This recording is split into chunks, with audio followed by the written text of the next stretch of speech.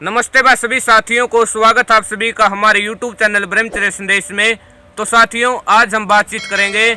आज अधिकतर माता पिता ये सोचते हैं कि जो ब्रह्मचर्य पालन है वो जंगलों में जाकर किया जाता है, संन्यास लेने के बाद ही किया जाता है। तो ऐसा कदापि नहीं है। तो आज हम इसके बारे में थोड़ी बातचीत करेंगे। तो आप इस वीडियो को अधिक से अधिक शेयर अवश्य कर दें और वीडियो को अंत तक जरूर देखें। हमारे पास व्हाट्सएप पर अनेकों साथियों के मैसेज भी आते हैं। वो पूछते हैं कि यदि हमारे घर वालों को ब्रह्मचर्य के बारे में पता लग गया तो वो हमें बहुत ही ज्यादा डांट मारेंगे, हमें पीटेंगे, हमारे ऊपर लांछन लगाएंगे कि ये ब्रह्मचर्य पालन करना पहले प्राचीन समय में होता था। आज के समय में ब्रह्मचर्य के बारे में लोगों को यदि पता भी लग जाए तो वो अपने हिसाब से पता नहीं उसके क्या क्या अर्थ निकाल लेते हैं।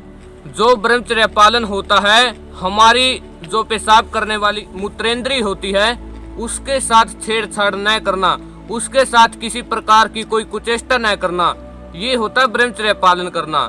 लेकिन आज जो माता पिता हैं वो अपने बच्चों को ना तो बचपन में ब्रह्मचर्य की शिक्षा देते, और यदि कोई लड़का ब्रह्मचर्य का पालन भी करता है तो यदि माता पिता को ब्रह्मचर्य के बारे में पता भी लग जाए कि हमारा लड़का ब्रह्मचर्य का पालन कर रहा है तो वो उसका हौसला नहीं बढ़ाते, बल्कि उसका हौसला डाउन कर देते हैं और बोलते हैं कि बेटा ये ब्रह्मचर्य पालन मत किया करो।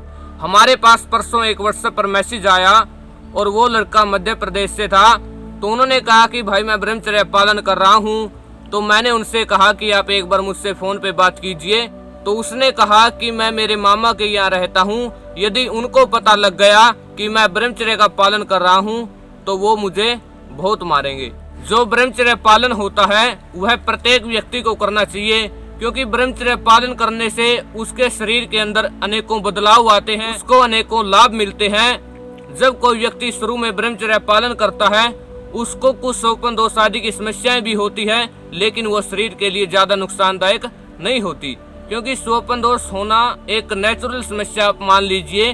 क्योंकि जो अपनी मूत्रेंद्री के साथ ज्यादा कुचेष्टा करता है उसका जो वीर्य होता है वो पतला हो जाता है। जो रात्रि के समय उसका खान पान अच्छा न होने की वजह से वो स्वप्न में निकल जाता है।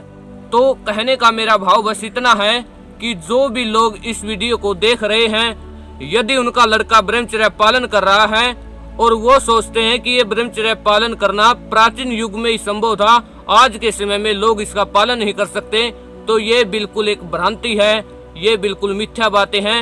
आप इन सब के भ्रम में ना रहें और अपने बच्चों को ब्रह्मचर्य की शिक्षा दें। और यदि आपके बच्चे ब्रह्मचर्य का पालन कर रहे हैं तो आप उनका हौसला बढ़ाएं, बल्कि ये कहकर उनके हौसले को डाउन मत कीजिए कि ये ब्रह्मचर्य पालन आज के युग में संभव नहीं है। तो साथियों, वीर्य जो होता है वो शरीर की 7वीं धातु होती है, और जब ये हमारे शरीर से निकल जाता है तो हमें बिल्कुल आत्मग्लानि महसूस होती है।